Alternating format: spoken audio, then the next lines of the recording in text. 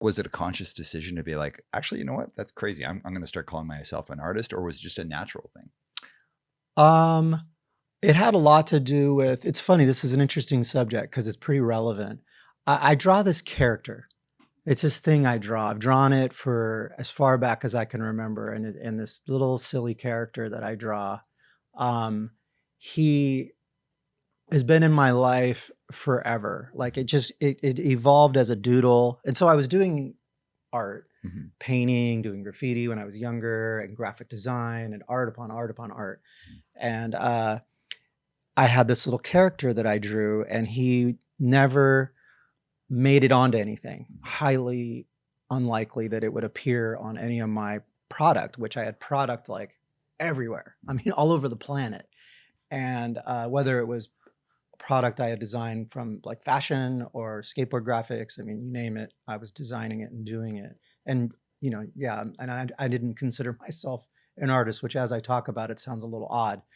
But the silly little character that I drew always gave me so much joy, and I kept it very private. This guy that I draw all the time, and then eventually, or actually throughout a lot of time, people would always say, that why isn't that on stuff? Like, if I signed something, I might doodle him on the autograph or the thing I'm sketching or whatever. He's always kind of like around that.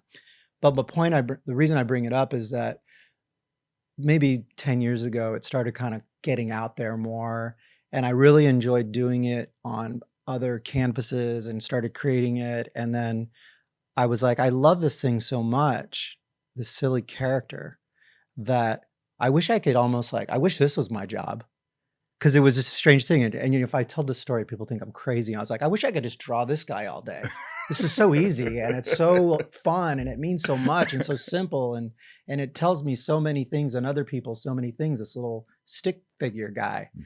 and from that I was like, what if I was an artist and drew this character? And I talk to my wife and she'd just be like, what are you talking about? You are an artist. Like, you've created thousands upon thousands of pieces of art. How come all of a sudden you've seen this little stick figure you've been drawing on a sketch pad for the last 40 years? Now all of a sudden this thing is what you think might cross you into being an artist?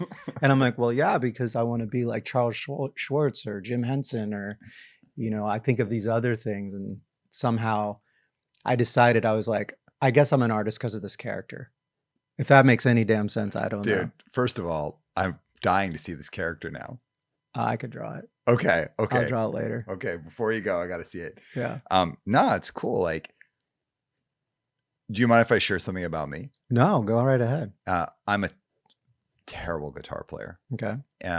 I grew up playing in bands, as I was sharing with you earlier, but I'm horrible. Like, people who I've been playing, probably been playing guitar or bass for like, I don't know, 20 years. I cannot play many things. But I recently started calling myself, I'm even uncomfortable saying it now. Like, I started calling myself more of like a songwriter. I am not a musician at all. I think there are people who could not think. There are people who have been playing for like a year who could play circles around me. But what I'm really good at is putting together a song. I just understand the elements of how to do it. And when I would think of songwriters, you think of like, first you think of like crazy, like John Lennon or something like that. Sure. But then more in our world, I think of someone like Walter Schreifels from Quicksand, Gorilla Biscuits. Like, that's a songwriter, And then if you think of maybe more, think of a band like Turnstile, like they're songwriters, like really people who create things. In my own teeny little world, in like straight edge hardcore, I've started to consider myself more of a songwriter because I'm not a good musician. I'm not necessarily good at doing a band, but what I am good at is putting together a song. Yeah. And I can do it for myself, or I could do it for other people, or I can weigh in on a song, but that I've got. And I was so reticent to do that because there's so many like good musicians around me who are like phenomenal. I don't even know what the knobs on my amp like properly do, like really, like legitimately. Like, I don't know how to get a good tone, but I can write a song. Yeah. So I relate to that, and I'm almost embarrassed saying it here, but it's like, yeah, like I'm actually more of a songwriter than I am a musician. Yeah. If that makes any sense. No, it makes a lot of sense. And I would almost relate to that, because I would say I'm more of a curator. And I guess to a certain degree, an art director / curator. than I am an artist. And people might depending, the artist subjective. So some people might say I'm an artist, but there's no question, similar to you with your confidence of saying you're a songwriter, I would say I'm very confident saying I'm a curator, because I really do know how to like get the right people together to do the right things, to tell the right story, and maybe even like help kind of shape the art or my art to like make sense with a particular initiative. So borderline director of like a film. So you have a vision in your head and you sort of know like how to pull it all together.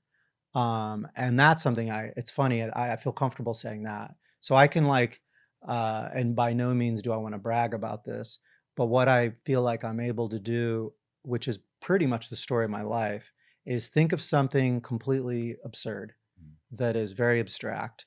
But for me, it is extremely clear. Right. Like I can just see it, I can smell it, I can like walk through it.